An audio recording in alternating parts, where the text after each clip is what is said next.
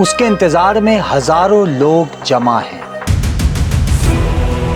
Lights on हैं, loud speakers पर गाने चल रहे हैं और लोग हाथों में नोट लिए उड़ाने को तैयार खड़े हैं। अचानक एक ग्रीन नंबर प्लेट वाली गाड़ी आकर रुकती है।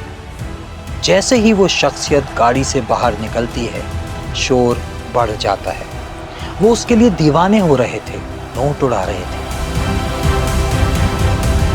इतना प्रोटोकॉल, इतना हंगामा किसके लिए?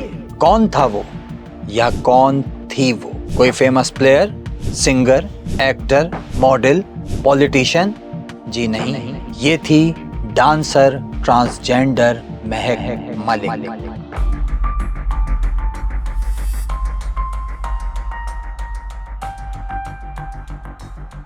लेकिन एक ट्रांसजेंडर, वो भी डांसर, उसके लिए इतना सरकारी प्रोटोकॉल क्यों? माय फ्रेंड, ये तो कुछ भी नहीं। 5 to 4 लाख ये कम से कम है। मतलब जिन सीजन्स में जैसे काम नहीं होता, जैसे फंक्शंस नहीं होते, जैसे मुहर्रम में, रमजान में, ये बेसिकली जो है कुछ बाउंड्रीज भी जो है वो तोड़ के वसी होता चला जा रहा है।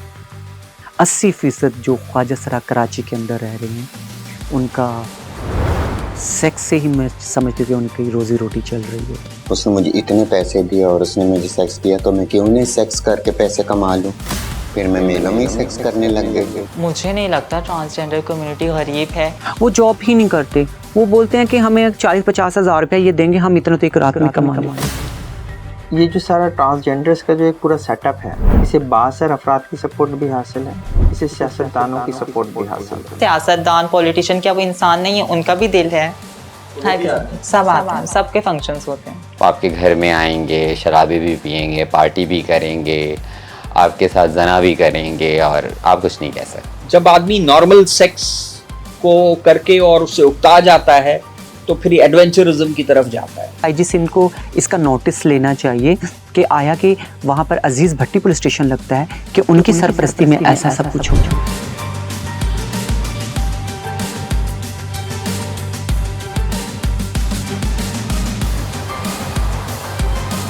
उससे मेरी बात तो हुई थी 40,000 की, लेकिन उसने मुझे 60,000 दिया। मैंने जब ये वीडियो बनाने के लिए लोगों से बात की तो सबका जवाब एक, मगर रीजंस डिफरेंट थे। कुछ ने कहा ट्रांसजेंडर बहुत पैसा हुआ तबका है, उस पर तनकीद मत करो। कुछ बोले पीछे पड़ जाएंगे, और कुछ ने कहा इनकी बद्दुआ कभी खाली नहीं जाती। आम आदमी का परसेप्शन ट्रांसजेंडर को लेकर सिर्फ इतना है कि इनकी वजह से सोसाइटी में फहाशी फैलती है, लेकिन रियलिटी ये है कि कराची इस वक्त HIV के टाइम बॉम्ब पर बैठा है। केसेस में 200% इजाफा हुआ है। कैसे? ये बहुत ही खौफनाक स्टोरी है, आगे बताऊंगा। मगर अभी ये जान लें कि इस वीडियो में ट्रांसजेंडर से रिलेटेड आपका परसेप्शन मुकम्मल चेंज होने वाला है। कौन है ये? अमीर या गरीब? मजबूर या पावरफुल? इन्हें सपोर्ट कौन करता है? फंड कौन करता है? इनका नेटवर्क कैसे काम करता है? इनका सोर्स ऑफ इनकम क्या है? इनकी पार्टीज में कौन आता है? आज मैं उन रियलिटीज से पर्दा उठाने जा रहा हूं जो ना किसी ने सुनी है और ना देखी होगी। But you know we are the storytellers. तो शुरू करेंगे एक स्टोरी से ही, विद योर सब्सक्राइब।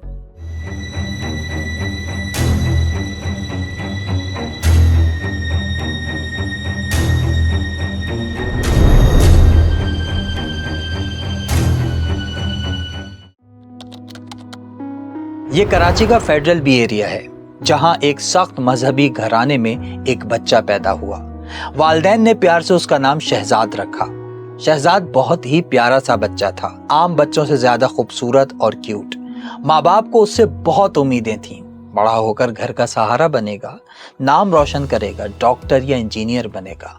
मगर किस्मत को कुछ और ही मंजूर था। जैसे जैसे शहजाद बड़ा हो रहा था, उसे फील होने लगा कि उसकी फीलिंग्स लड़कों वाली नहीं, वो कुछ अलग है। उसकी चाल ढाल और बात करने का अंदाज भी लड़कों से मुख्तलिफ है, और इसी वजह से वो घर, खानदान और स्कूल सब जगह बुली होने लगा। घर वालों को लगा बच्चा है, आगे चलकर ठीक हो जाएगा। मगर जैसे ही शहजाद बालिग हुआ, उन्हें भी रियलाइज हो गया कि मामला कुछ और है। मगर ना उन्होंने ये बात शहजाद को बताई और ना शहजाद को इस बारे में कुछ मालूम था। नेबर्स का प्रेशर, रिलेटिव्स का प्रेशर, फैमिली का प्रेशर, तो फिर आप घर को ना एज अ लॉकअप फील करते हो। फिर ऐसे बच्चे जो होते हैं, मेरी तरह के बच्चे, घर से भाग जाते हैं। 2023 में अल जजीरा पर एक रिपोर्ट पब्लिश हुई जिसमें ये बताया गया कि पाकिस्तान में डेली 12 बच्चे सेक्सुअली अब्यूज होते थे और 2025 में इसमें 20% इजाफा हुआ। 2025 के शुरू के सिर्फ 6 महीनों में ही 1956 केसेस रिपोर्ट हुए। ये मैं नॉर्मल बच्चों की बात कर रहा हूँ जिन्हें अपने घर, खानदान, मोहल्ले, मदरसे या स्कूल में अब्यूज किया गया। सोचें वो बच्चा जिसकी चाल ढाल, बात करने का अंदाज और फीचर्स लड़कियों जैसे हों, उसके साथ क्या होता होगा। जब घर में पता चल जाता है कि वो मुख्तलिफ है तो रवैये बदल जाते हैं। सोचें हमारी नॉर्मल जेनजी एंजाइटी और डिप्रेशन में रहती है और इस दौर में पैदा होने वाले ऐसे बच्चे यानी ख्वाजा सिरा कितने ख़तरनाक ट्रॉमा को फेस करते होंगे।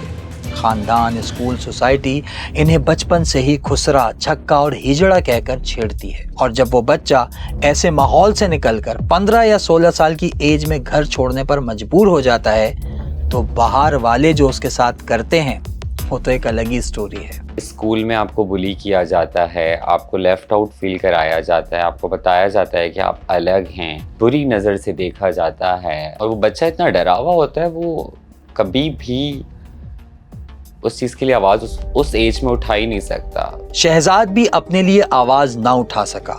वो कई बार ज्यादती का शिकार हुआ मगर चुप रहा। हालात बद से बदतर होने लगे। शहजाद सेकंड ईयर में आ चुका था, जॉब भी कर रहा था, मगर वो ये रियलाइज कर चुका था कि अगर उसने जिंदा रहना है तो घर छोड़ना पड़ेगा। फिर उसने अपनी जिंदगी का सबसे मुश्किल स्टेप उठा लिया जो हर ट्रांसजेंडर को लेना पड़ता है, यानी शहजाद ने घर छोड़ दिया। मगर उसके बाद क्या होगा ये तो वो भी नहीं जानता था। जो गुरु थी वो खुद बैगिंग करती थी और मुझे भी साथ में लेके जाती थी बैगिंग के लिए। कई गुरु बहुत अच्छे हैं, वो बच्चों की तरह परवरिश करते हैं। कई गुरु आपने जो बोला है वैसे हैं जो गलत राह रवी की तरफ ले जाते हैं। कुछ गुरु मंथली लेते हैं, कुछ गुरु नहीं लेते। ख्वाहिशों को पता है, जैसे हम घर से निकलेंगे तो हम किसी के बुजुर्ग के पास जाएंगे, वो हमारा गुरु होगा, हम उसके स्टूडेंट होंगे, चेला होंगे और हम अपनी ज़िंदगी गुजारेंगे। लेकिन कुछ ख्वाजा सिरा ऐसे भी हैं जो किसी गुरु के पास जाने के बजाय इंडिपेंडेंट रहना ज़्यादा बेहतर समझते हैं, जैसे शहजाद जिसने घर छोड़ दिया, नई शिनाख्त बनाई, नया नाम रखा और वो नाम था शहजादी राय।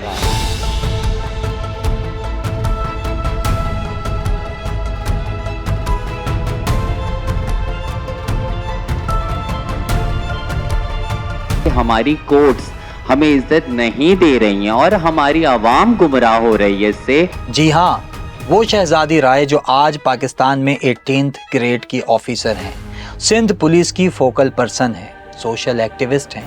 मगर ये सब कुछ शहजादी को ऐसे ही नहीं मिला, इसकी बहुत बड़ी कीमत थी जो हर ख्वाजा सिरा ही चुकाता है, चाहे उसे कुछ मिले या ना मिले। जब मैंने अकेले रहना शुरू किया तो उस वक्त हमारे यहाँ बड़ा एक सेक्टर इंचार्ज का दौर होता था। तो अगर आपने उनके इलाके में रहना है तो फिर उन्हीं के हिसाब से रहना है। वो आपके घर में आएंगे, शराबी भी पिएंगे, पार्टी भी करेंगे, आपके साथ जना भी करेंगे और आप कुछ नहीं कह सकते। आपने कहा तो मतलब आप रह ही नहीं सकते। कराची एक बदतरीन शहर था उस वक्त। सब ये तो जानते हैं कि एक दौर था जब कराची में बोरी बंद लाशें मिलती थीं, भत्ता लिया जाता था, टारगेट किलिंग होती थी, हड़तालों का ज़माना था। मगर ये कोई नहीं जानता कि उसी दौर में इस तबके के साथ क्या कुछ होता रहा जो पहले से ही इतना दबा हुआ, डरा हुआ, पिसा हुआ तबका था, जिसके साथ जो चाहो करो, ना कोई कानून था ना पूछने वाला। और सिर्फ उस दौर में नहीं, हमारे मुल्क में आने वाले हर दौर में ख्वाजा सिराओं के साथ यही सलूक हुआ। कराची के इलाके सुपर हाईवे बेमन गोड से जहां पर 3 ख्वाजा सराओं को कत्ल किया गया है। कराची के इलाके डिफेंस बदर कमर्शियल के घर से ख्वाजा सरा की लाश मिली है। नामालूम अफराद की फायरिंग से जख्मी ख्वाजा सरा दौरान इलाज दम तोड़ गया है। हम अपने पेट की खातिर मौत का सौदा करना पड़ता है। माशरा हमें एक्सेप्ट नहीं कर रहा, सोसाइटी हमें एक्सेप्ट नहीं कर रही, घर वाले हमें एक्सेप्ट नहीं करते। 2018 से पहले ख्वाजा सिरा को पाकिस्तान में आम शहरियों के बराबर हुकूक तो हासिल थे, मगर सिर्फ कागजों में। उन्हें जॉब या एजुकेशन मिलना तो दूर, आम डॉक्टर्स तक उनका इलाज नहीं करते थे। 2017 से पहले ये पाकिस्तान से बाहर भी नहीं जा सकते थे क्योंकि इनकी कोई शनाख्ती नहीं थी। 2017 के सेंसस में ये पता चला कि 40% ख्वाजा सिरा मुकम्मल अनपढ़ थे और उनके सिर्फ 2 ही सोर्स ऑफ अर्निंग थे, सेक्स और डांस। ये अगर अरेस्ट होते तो मर्दों के जेल में इन्हें डाला जाता। 2018 में आया ट्रांसजेंडर प्रोटेक्शन एक्ट बिल तो मंजूर हो गया, लेकिन उसकी कुछ क्लॉजेस पर मजहबी जमातों ने एतराज उठाया। उस बिल की सबसे कंट्रोवर्शियल क्लॉज थी ये, सेल्फ परसीव्ड जेंडर आइडेंटिटी, यानी कोई भी इंसान ये खुद फैसला कर सकता है कि वो मर्द है, औरत या ख्वाजा सिरा, फिर अपने NIC और पासपोर्ट पर भी लिखवा सकता है। मजहबी जमातों का एतराज ये था कि इस कानून के बाद तो कोई भी ID कार्ड पर अपनी जिन्स तब्दील करवा सकता है, सिर्फ इतना कहकर कि वो खुद को अंदर से औरत फील करता है। अब डॉक्टर्स बताएंगे कि निशा लड़का है, निशा लड़की है या निशा ख्वाजा सिरा है, तो निशा फिर क्या है? निशा का तो कोई खुद का वजूद नहीं है। जब मेरी एज 10, 11, 12, 13, 14 साल थी, मैंने बहुत एक्टिंग की कि मैं मर्द हूँ, मुझे डोमिनेंट सोसाइटी में जहाँ पे मर्दों की तरह रहना है, मुझे मर्द बनना है, ये सोसाइटी ने मुझे सिखाया था और मुझे करना था। लेकिन मैं मर्द नहीं थी तो मैं मर्द नहीं बनी ना।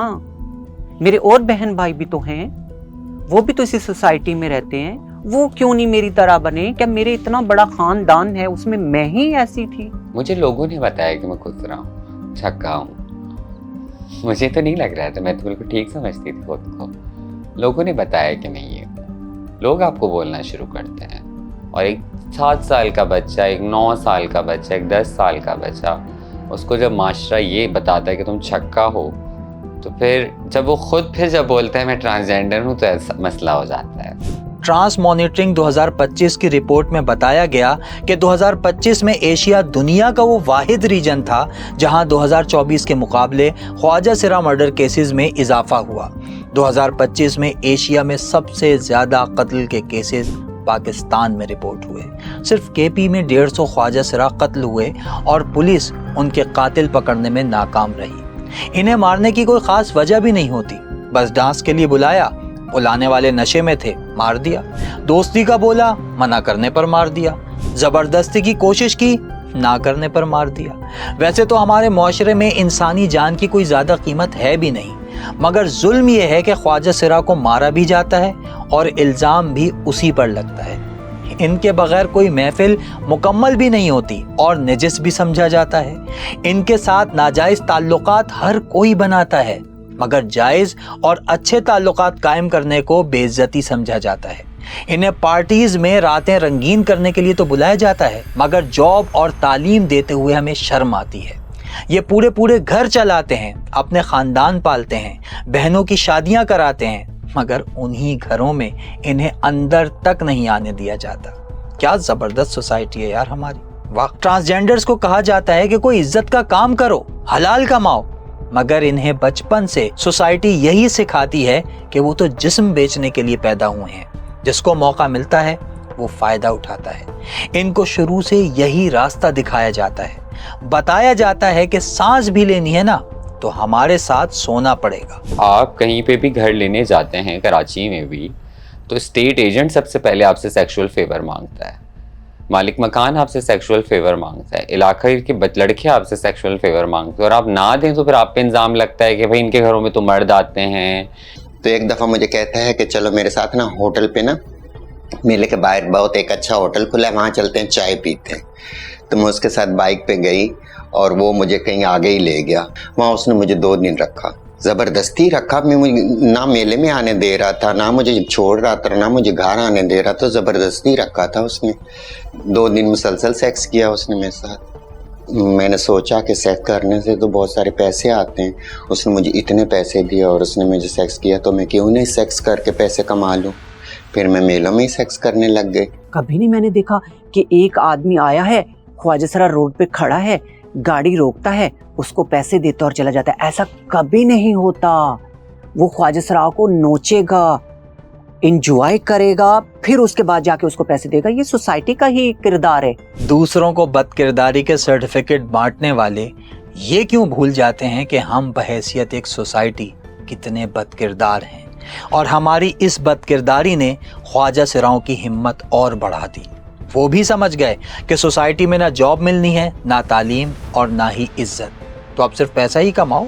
और पैसा कमाने के 3 ही ऑप्शन थे, डांस, बेगिंग और सेक्स। ये इसी के ज़रिए अपनी ज़िंदगी गुजार रहे थे। फिर 2017 में आया social media boom. Facebook, TikTok और इंस्टाग्राम ने जहां कई कंटेंट क्रिएटर्स को सेलिब्रिटी बना दिया, वहीं ट्रांसजेंडर कम्युनिटी ने भी इससे फ़ायदा उठाया। वैसे तो पहले भी बैगिंग से ज़्यादा फ़ायदा सेक्स वर्क और डांस में था, मगर सोशल मीडिया के बाद से तो इस बिजनेस को 4 चांद लग गए। ख्वाजा सिरा के पास खोने को तो कुछ वैसे भी नहीं था, मगर कॉन्फिडेंस बहुत था। जो वल्गर बातें और डांस ये शुरफा की प्राइवेट और खुफिया महफिलों में करते थे, अब वो टिकटॉक और इंस्टाग्राम पर करने लगे। वीडियोस, पिक्चर्स वायरल होने लगी। पाकिस्तान में लाखों गैरतमंदों ने इन ख्वाजा सिराओं की पोस्ट पर हजारों लाइक्स और कमेंट्स करके इनको फेमस कर दिया। अब बैगिंग का ऑप्शन बेकार हो रहा था, क्योंकि वीडियोस वायरल होने से फॉलोअर्स बढ़ रहे थे। जिस्म फरोशी के लिए नए नए क्लाइंट्स मिल रहे थे। भाई ख्वाजा सिरा जो कि नाच के, सेक्स वर्क करके दिन का 5 से 10 हज़ार रुपये कमा रहा है, आप उसको मजदूरी पे लगाएंगे? जो कराची की एलीट क्लास है, वहाँ पर इनके साथ सेक्स जो है उसकी कहानियाँ बहुत ज़्यादा बढ़ती चली जा रही हैं। ये पार्टीज़ में मदऊ किए जाते हैं, वो डांस पार्टीज़ होती हैं, और उन डांस पार्टीज़ के अख्तिताम पर जो कुछ होता है वो मुझे बताने की ज़रूरत नहीं है। ज़्यादातर वो मर्द आते हैं जो ज़्यादातर शादीशुदा मर्द होते हैं या ओवर एज मर्द होते हैं। आपको पता है कि कराची में ज़्यादातर आउटसाइडर लोग होते हैं, तो हर तरह का मर्द आता है। ज़रूर नहीं है कि एलीट क्लास है या मिडिल क्लास या गरीब तबका, नहीं, हर तरह के मर्द आते हैं उनके पास। इसमें कोई शक भी नहीं कि इनके पास हर तरह का मर्द जाता है। मैंने सिर्फ गुलशन के एक रोड पर खड़े इन ट्रांसजेंडर को लड़कों से लेकर गाड़ियों वालों तक से डीलिंग करते देखा है। ना एज की कोई कैद, ना कानून का खौफ। ये तो शहर की बात हो गई। बहुत सारे ट्रांसजेंडर्स ऐसे भी हैं जो सना की तरह गांव जाकर मेलों में जिस्म फरोशी करने लगे। मेलों में डिफरेंट किस्म के लोग आते थे, देहात के लोग भी आते थे, वडेरे भी आते थे, जांगली भी आते थे, बकरियां चराने वाले भी आते थे। और इस जिस्म फरोशी की वजह से एक ऐसा लावा पक रहा था जो अब फटने वाला है। उसके बारे में आगे बताऊंगा, लेकिन बात यहाँ तक पहुंची कैसे, पहले ये कंप्लीट कर लें। ट्रांसजेंडर तबका जो 2018 से पहले बहुत गरीब था, उसके हालात बदलने लगे। ये बड़ी बड़ी पार्टीज में जाने लगे, सोशल मीडिया से कमाने लगे। आप जब भी सिग्नल पर रुकते हैं, आपको ये नजर आते हैं। लेकिन क्या आपने ये बात नोट की है कि भीख मांगने वाले ख्वाजा सिरा 90% ओवर एज होते हैं। ये 90% ओवर एज ख्वाजा सिरा असल में ट्रांसजेंडर कम्युनिटी का 10% है। जो बाकी आपको नजर नहीं आते, वो या तो डांस करते हैं या फिर सेक्स। 80% जो ख्वाजा सिरा कराची के अंदर रह रहे हैं, उनका सेक्स से ही मैं समझती हूँ कि उनकी रोजी रोटी चल रही है। मुझे नहीं लगता ट्रांसजेंडर कम्युनिटी गरीब है कि एक जो बैगिंग भी करती है वो भी रोज़ का 5-6 हज़ार कमा लेती होगी। भीख मांगने के मामले में तो क्योंकि मुकाबला बहुत ज़्यादा हो चुका है, तो अब वो उस तरह से भीख तो नहीं मिलती। और जो भीख मांगते भी हैं वो मांगते हैं जिनकी एज ज़्यादा हो चुकी होती है, और वो सेक्स वर्क में नहीं आ पाते। लेकिन सोचने वाली बात यह है कि पहले जिन ट्रांसजेंडर्स के लिए जिस्म फरोशी करना भी कुछ ज़्यादा आसान नहीं था, क्योंकि पहले आम लोग इनके साथ इंतहाई ब्रूटल रवैया रखते थे। फिर ये कैसे हर क्लास के शुरफा के फेवरेट हो गए? ऐसा क्या हुआ जो इनकी डिमांड इतनी बढ़ गई? सिर्फ सोशल मीडिया से? जी नहीं। चलिए एक सवाल पूछता हूँ, क्या आप इसे जानते हैं? नहीं तो क्या इसे जानते हैं? ये दोनों पिक्चर्स हैं फेमस सिंगर निकी महनाज की, जो अब अपने गानों से ज्यादा फिगर की वजह से मशहूर है। क्यों? इसके लिए हमारी ये डॉक्यूमेंट्री देख लीजिएगा, पूरी हिस्ट्री समझ आ जाएगी। बस इसी फॉर्मूले को ट्रांसजेंडर्स ने खुद पर अप्लाई किया। धड़ाधड़ इम्प्लांट्स और सर्जरीज होने लगी। ये औरतों से ज्यादा अट्रैक्टिव लगने लगे, लड़कियों से भी ज्यादा हसीन होते हैं, तभी तो मर्द हमारी तरफ अट्रैक्टिव होते हैं। और हमारे यहाँ ठरकियों की वैसे भी कमी नहीं। आप टिकटॉक पर जाएं या इंस्टा पर, कंटेंट के नाम पर जिस्म दिखाकर कमाने वाले भरे पड़े हैं, जिनके लाखों में फॉलोअर्स हैं। यही ठरकी फॉलोअर्स इन ट्रांसजेंडर्स के कस्टमर बन गए। यहाँ एक बात और भी क्लियर कर दूं कि ये सर्जरी सस्ती नहीं होती भाई। सिर्फ ब्रेस्ट इम्प्लांट्स का खर्चा 3 से 5 लाख तक आता है। बाकी बॉडी और फेस सर्जरीज के पैसे अलग, और अगर ये सर्जरी कोई ट्रांसजेंडर कराने जाए तो उससे दुगने पैसे लिए जाते हैं। ये बंटी नामी ट्रांसजेंडर ने खुद अपने एक इंटरव्यू में बताया था। हमारे लाहौर में सिर्फ वाहद एक डॉक्टर है जो जस्ट सर्जरी करता है। वहाँ से फिर प्राइवेटली उससे मैंने कांटेक्ट किया, उसके पास गई, फिर उसने मेरा ऑपरेट किया प्राइवेटली। सीक्रेट, ये चीज़ सीक्रेट उसने की, किसी को नहीं बताया। और जो सर्जरी के लिए मुझे 2-3 दिन रेस्ट चाहिए थे हॉस्पिटल में, वो मुझे नहीं मिली। मुझे जस्ट ओनली 2 आवर वहाँ पे रखा गया, मेरी सर्जरी की गई और मुझे फ़ौरन वहाँ से ना उन्होंने भेज दिया, ताकि किसी को पता ना चले कि ये चीज़ सीक्रेट है और ये अनलीगल है। मेरी खुद की बहुत सर्जरीज हुई हैं, मेरे फेस सर्जरी हुआ है, बहुत एक्सपेंसिव है मेरा फेस, इन पे बहुत लाखों में पैसे लगे हुए हैं, तो मैं दूसरों की क्या बात करूँगी। आम बंदा हमारी सोसाइटी में हैंड टू माउथ है, घर चलाना मर्दों के लिए, औरतों के लिए बहुत टफ होता है, तो वो सर्जरीज या ट्रीटमेंट्स की तरफ नहीं जा सकते, और ये ख्वाजा सराही मैं समझती हूँ अफोर्ड कर सकते हैं। इमेजिन करें कि पाकिस्तान में ट्रांसजेंडर सेक्स वर्कर की कमाई अब कितनी है कि आज आपको हर दूसरा ट्रांसजेंडर निकी मिनाज की तरह ट्रांसफॉर्म नजर आता है, और इतना पैसा अपनी बॉडी पर खर्च करने की सिर्फ एक वजह है, इस्लामिक रिपब्लिक ऑफ पाकिस्तान में इसकी डिमांड बहुत ज़्यादा है। और ये जिस्म फरोशी और नाइट शोज बगैर किसी की सरपरस्ती के हो ही नहीं सकते। मैं आपको अपनी आंखों देखा हाल बता देता हूँ। अभी कुछ दिन पहले की बात है कि मैं गुलशन से जा रहा था, हमने सोचा फिश खा लेते हैं।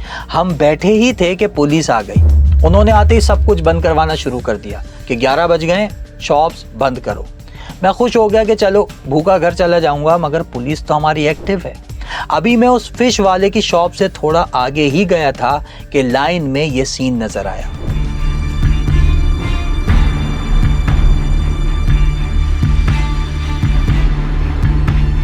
ये सीन गुलशन से आते जाते सारे ही लोगों ने देखा होगा, जहां ट्रांसजेंडर अजीबो गरीब सी ड्रेसिंग में खड़े होते हैं और लोग उनसे रेट पूछते हैं। मैं हैरान था कि वो पुलिस वाले जो अभी अभी शॉप्स बंद करवा के आगे ही गए थे, उन्हें रास्ते में ये क्यों नजर नहीं आए, या वो ये समझ रहे थे कि ये पाकिस्तान नहीं अमेरिका है, जहां रात के 11 बजे के बाद शॉप खोलना तो कानूनन जुर्म है, लेकिन ये सब लीगल।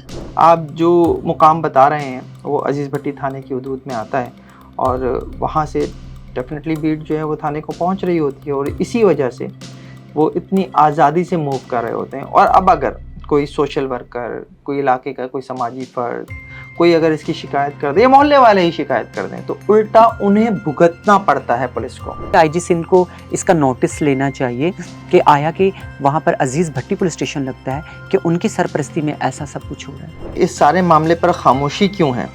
तो खामोशी इसलिए है, बाअसर अफराद की सरपरस्ती हासिल है, और इन बाअसर अफराद में जो शौकीन हैं इस सारे काम के, उनमें सियासतदान भी मुलव्वस हैं। रक्शे वाला हो, मर्सिडीज वाला, गांव से काम की तलाश में आया हुआ कोई देहाती, या फिर शहर में रहने वाला बड़ा बिजनेसमैन, ख्वाजा सिरा सबको मैसर होने लगे। और यही वो रीज़न है जिसकी वजह से आज कराची HIV के टाइम बॉम्ब पर बैठा है। जी हाँ, वर्ल्ड हेल्थ ऑर्गेनाइजेशन के मुताबिक पाकिस्तान HIV का गढ़ बन चुका है। 2010 से लेकर 2024 तक HIV के केसेस में 200% इजाफा हुआ है, और ट्रांसजेंडर में HIV की शरह आम आदमी से 70 गुना ज्यादा है। छोड़िए पाकिस्तान, हम सिर्फ कराची की बात करते हैं। कराची में इस वक्त कितने ट्रांसजेंडर्स होंगे? ये सवाल जब मैंने पाकिस्तान की फर्स्ट ट्रांसजेंडर लॉयर निशा राव से पूछा तो उन्होंने कहा 10,000। और जब मैंने ये जानना चाहा कि इन 10,000 में से कितने ट्रांसजेंडर्स को HIV होगा, तो उनका जवाब बहुत अलार्मिंग था। यहाँ पर अगर हम 10 लोगों को बुलाई सेक्स वर्किंग जो करते हैं, उनमें से 7 लोगों को HIV एड्स होगा। एक ख्वाजा सरा दिन में मुझे लगता है 4 से 5 लोगों को मिलता होगा। एड्स के चांसेस, HIV के चांसेस किसमें ज़्यादा? 3 गुना ज़्यादा हैं जब मेल के साथ का ट्रांसजेंडर या मेल, जो दोनों सूरत। कब पता चला कि आपने HIV? मुझे 2016 में पता चला। मुझे जहाँ तक अंदाजा है तो सेक्स से ही लगा होगा। इनकी बात किसी भी रिपोर्ट और सर्वे से ज्यादा ऑथेंटिक है, क्योंकि ये ग्राउंड पर मौजूद हैं। इनसे ज्यादा ग्राउंड रियलिटी कोई नहीं जानता। तो इन्हीं के बताए हुए स्टेट्स को जब मैंने कैलकुलेट किया तो रिजल्ट बहुत डेंजरस था। कराची में 10,000 ट्रांसजेंडर्स हैं, जिनमें से निशा राव के मुताबिक 80% सेक्स वर्कर्स हैं, और इनका दावा है कि हर 10 में से 7 जिस्म फरोशी करने वाले ट्रांसजेंडर्स में HIV पॉजिटिव है। और ये 7 इन्फेक्टेड ट्रांसजेंडर्स रोजाना 4 लोगों से मिलते हैं। तो सोचिए, क्या इस तरह महीने में 6,72,000 और सालाना 80 लाख से जायद मर्दों को ये HIV ट्रांसफर तो नहीं कर रहे? पंजाब में तो हालात इससे ज्यादा बुरे हैं, क्योंकि HIV के 54% केसेस पंजाब से हैं, जिनमें 31,000 मर्द, 9,000 खवातीन, 2,000 से जायद ट्रांसजेंडर्स और 1,900 से जायद बच्चे शामिल हैं, जिनकी उम्रें 14 साल से कम हैं। पाकिस्तान में सबसे बड़ी ट्रांसजेंडर कम्युनिटी पंजाब में है। यहाँ मुजरा कल्चर भी है। शादियों, मेलों और थिएटर्स में ट्रांसजेंडर डांस सबसे ज्यादा पंजाब में होता है, और वो इलाका भी पंजाब का ही था जहाँ ट्रांसजेंडर महक मलिक किसी सरकारी बाबू की गाड़ी में मुजरा करने के लिए शो में आई थी। द न्यूज़ में शाया होने वाली एक रिपोर्ट कहती है कि पाकिस्तान में 2024 के पहले 9 महीनों में 9,713 अफराद HIV पॉजिटिव निकले, जिनमें से 4% ट्रांसजेंडर्स, 6% बच्चे, 20% औरतें और 69.4% मर्द थे। समझ आया मर्दों की तादाद ज्यादा इन्फेक्टेड क्यों है? क्योंकि मर्द ही कस्टमर है, और इन मर्दों में से ज्यादातर मैरिड हैं, जो पहले ट्रांसजेंडर्स के साथ रात गुजारते हैं, फिर घर जाकर अपनी बीवी को HIV पॉजिटिव बनाते हैं, और फिर बीवी से बच्चों में ये वायरस ट्रांसफर होता है। मगर बात यहाँ खत्म नहीं होती। UNAIDS 2020 की एक रिपोर्ट ने सबसे ज़्यादा चौंका देने वाली बात बताई कि पाकिस्तान में 8,32,000 ऐसे मर्द हैं जो मर्दों के साथ जिनसी ताल्लुकात रखते हैं, और ये ग्रुप HIV का दूसरा बड़ा ग्रुप है। इनकी तादाद फीमेल और ट्रांसजेंडर सेक्स वर्कर से 7 गुना ज़्यादा है। और ये बात यहाँ बताने का मकसद सिर्फ इतना है कि जब मैं इस वीडियो के लिए इंटरव्यूज़ कर रहा था तो मुझे एक इंतहाई ख़तरनाक बात भी पता चली। कराची में जब एक ऐसे ही अड्डे पर छापा पड़ा और वहाँ से जो है वो जब बड़ी तादाद में ट्रांसजेंडर्स गिरफ्तार हुए, तो उस वक्त एक और चीज़ जो है वो बड़ी अजीब सामने आई थी कि ट्रांसजेंडर के रूप में वहाँ पर लड़के भी मौजूद थे। मैं जिस वक्त सर्वे कर रहा था तो मैंने देखा कि 2 नौजवान जो नॉर्मल ज़िंदगी गुजार रहे हैं, अदरवाइज़ फीमेल अपनी पार्टनर के साथ, उनके बच्चे भी हैं, और उसके बावजूद वो अपने वीकेंड्स इनके पास गुजारने आ जाते हैं। वो उनको फिर वो उसी तरह वो ड्रेस करके अपने आप को, और मे बी वो सेक्सुअल प्रैक्टिसेस में भी इन्वॉल्व होते होंगे, मैं नहीं कह सकता एग्जैक्टली। पाकिस्तान में बच्चाबाजी तो होती ही है, मगर एक मर्द जो आम जिंदगी में बाप भी है, भाई और बेटा भी है, वो हर वीकेंड पर एक औरत का रूप इख्तियार करके इन ट्रांसजेंडर के साथ टाइम स्पेंड करता है। It's not normal. ये मर्द कौन है? ये क्यों ऐसा करते हैं? हमारी सोसाइटी में कितने मर्द ऐसे हैं जो इस तरह लाइफ गुजारते हैं? भाई, शौहर और बाप होते हुए इन्हें मर्दों वाली लाइफ क्यों पसंद नहीं होती? इनका ट्रांसजेंडर बनने में क्या इंटरेस्ट होता है? इस पर अलग डॉक्यूमेंट्री बन सकती है, मगर असल बात यह है कि इस वक्त मर्द ही सबसे बड़ा HIV कैरियर बना हुआ है। ख्वाजा सरा तो तब खराब हो या गलत हो, एक ख्वाजा सरा दूसरे ख्वाजा सरा के साथ सेक्स कर रहा हो, चलो फिर तो हम ब्लेम करें कि ख्वाजा सराओं ने मुआशरे को खराब कर दिया है, ख्वाजा सराओं ये क्या कर रहे हैं रोडों पर। एक मर्द जाता है, वो यूज कर लेता है, और बाद में ख्वाजा सरा ही ब्लेम होता है। फिर मर्द का क्या किरदार है इस पूरे पॉइंट में? मर्द का तो कोई किरदार ही, मर्द तो फिर महान है।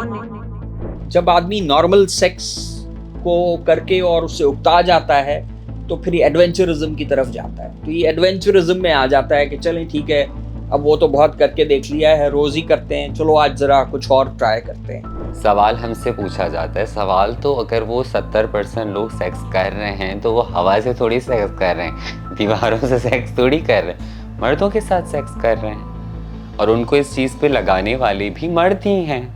और ये तो वो तादाद है जो रिपोर्टेड है। अक्सर तो वो मर्द हैं जो अपना HIV टेस्ट कराते ही नहीं। कड़वा ही सही मगर सच तो है। आपने एक कम्युनिटी को शुरू से ये बताया कि उनको सर्वाइवल के लिए अपना जिस्म बेचना पड़ेगा।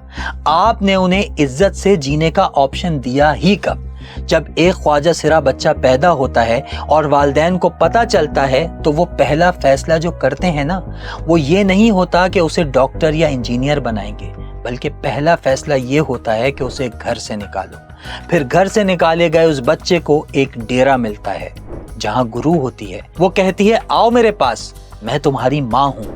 मगर उस माँ के भी कुछ रूल्स होते हैं, अपने सर्वाइवल के लिए फॉर्मूले होते हैं। नाचो, भीख मांगो या जिस्म बेचो।